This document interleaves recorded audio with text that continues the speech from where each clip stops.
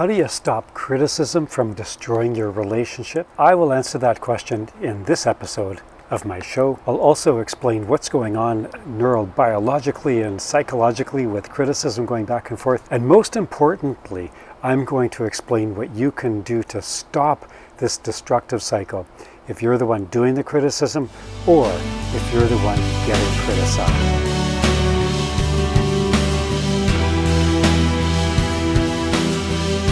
I'm Dr. John Russell. I'm an author, psychotherapist, and presenter.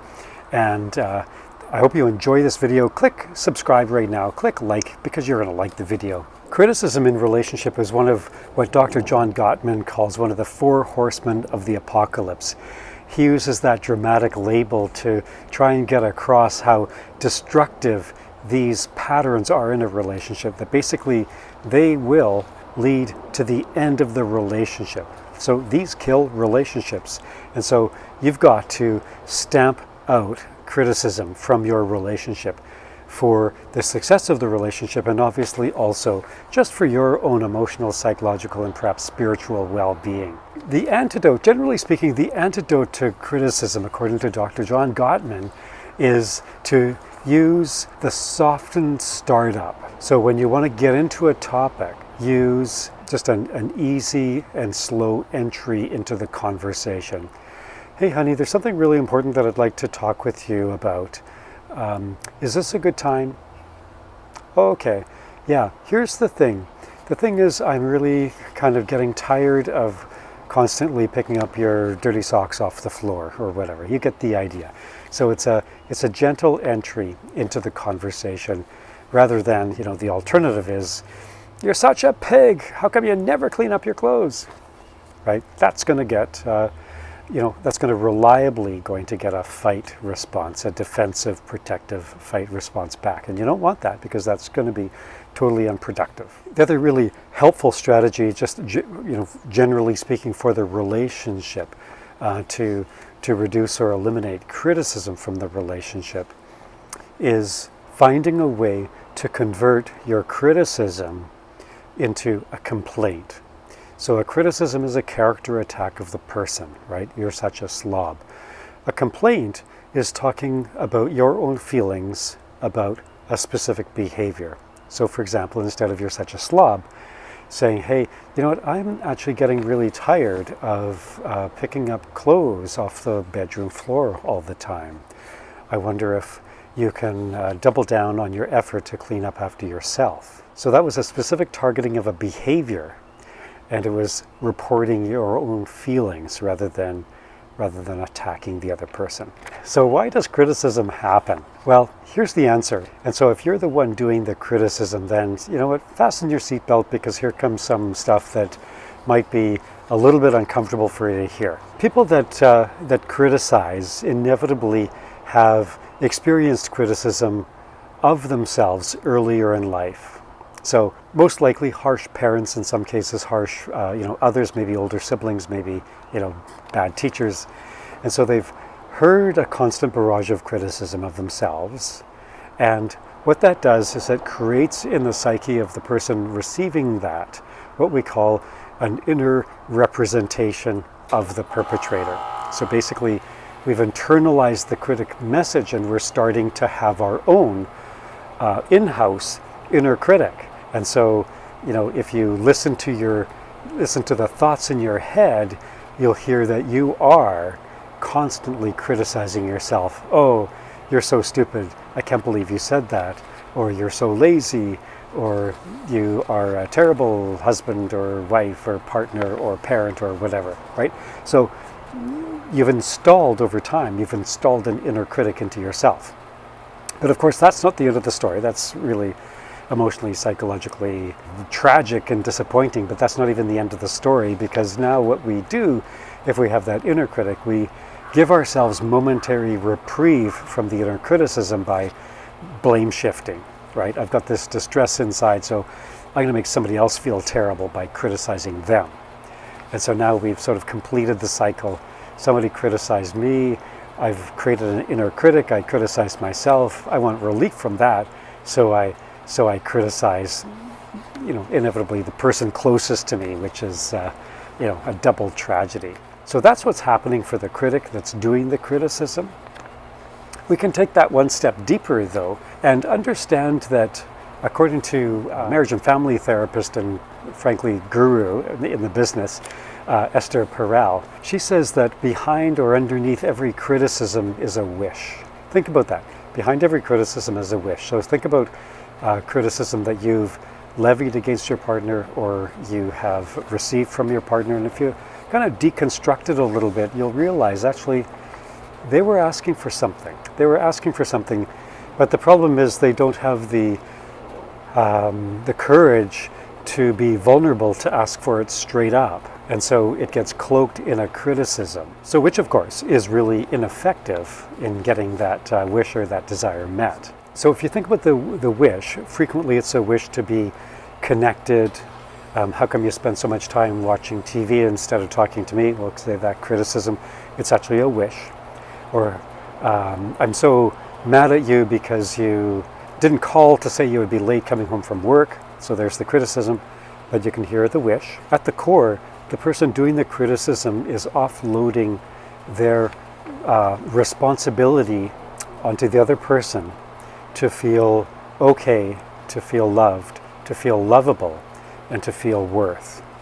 Right? So the person who's doing the criticism isn't feeling a sufficient level of those things, and they're making the other person feel guilty and responsible for not making themselves feel good inside. So if I don't feel lovable in myself and don't feel a sense of worth and value in myself, I'll make my partner feel bad, act as if it's their responsibility to make me feel good, to make me feel those good feelings. So to criticize the other person is a way of protecting oneself from the vulnerability of asking straight up for what they want, and is also an evasion of the responsibility to make themselves feel whole and complete and intact in themselves. So just try on the little thought exercise here that if you felt completely whole and healthy and complete in yourself, then you wouldn't bother criticizing your partner. You wouldn't need to, because you know what, I'm fine. Yeah, I'd like them to take the garbage out regularly, but if they don't, you know what, I don't need to bully them. I don't need to attack them. I'll just I'll do a healthy complaint. But if I'm complete inside myself, I don't need to go there with my partner. The other thing to recognize in the person doing the criticism, an emotional, relational fight.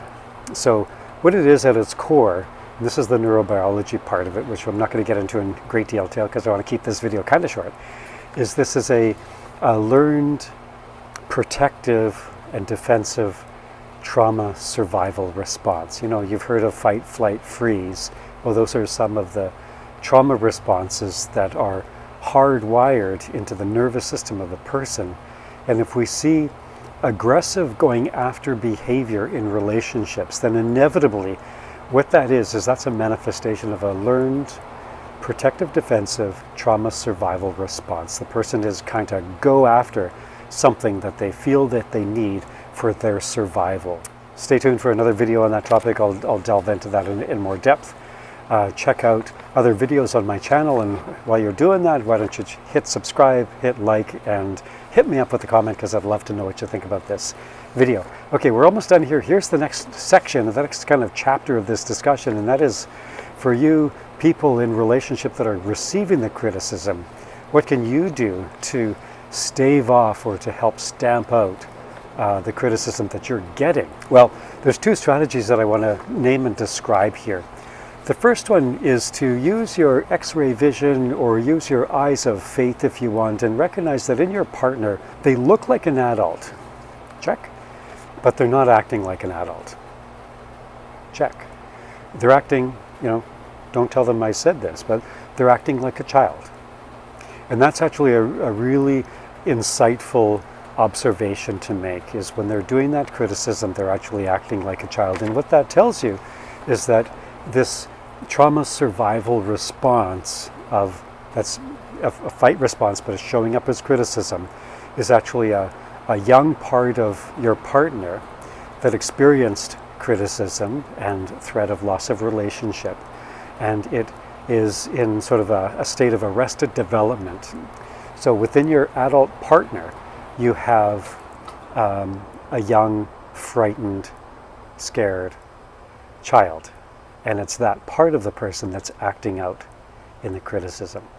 Okay, so they look like an adult, but the criticism is coming from a young part that is craving and feeling deficient in love and acceptance and lovability, if you will, and worth.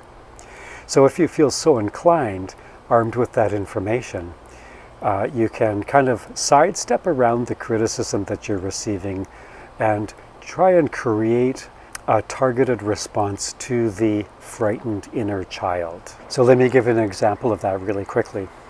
Suppose you are being criticized because you forgot to take the garbage out on garbage day, okay? Pretty common, it happens. You might say, hey, you know, as I'm listening to you kind of berate me for forgetting to take out the garbage, I wonder if you're actually feeling taken for granted because it seemed like getting off to work in a rush was more important than giving time and attention to you and what you have to do at home. So I wonder if you're actually feeling neglected and taken for granted and less important than my job. See how that suddenly is a different conversation. So that's one strategy, is kind of stick handle or steer around the criticism and see if you can speak to the scared, frightened, and threatened younger part of your partner. Here's the other strategy that might be more helpful, definitely will be more helpful in some situations, and that is starting to use and practice a guided imagery exercise where you establish for yourself a protective shield. So if you're a Star Trek fan or those kinds of that genre of show, so you can establish for yourself a photon shield, I think it's called, in Star Trek, that defends yourself against incoming artillery, verbal artillery in this case. Or you can visualize for yourself being encased in a big, huge bubble that protects and defends and wards off and deflects any incoming barrages of verbal attack. You get the idea. What's really, really important, of course, is that you practice this as an imagery exercise regularly, a couple times a day for 5 minutes. Just kind of go into your happy place and imagine yourself being the Star Trek Enterprise, and verbal hits are bouncing off of you and they're not landing. Or the bubble, or a shield, you know, you're a medieval knight or knightess, whatever the female form is. And so you have this shield and you're able to just defend yourself with the shield, and so nothing touches you.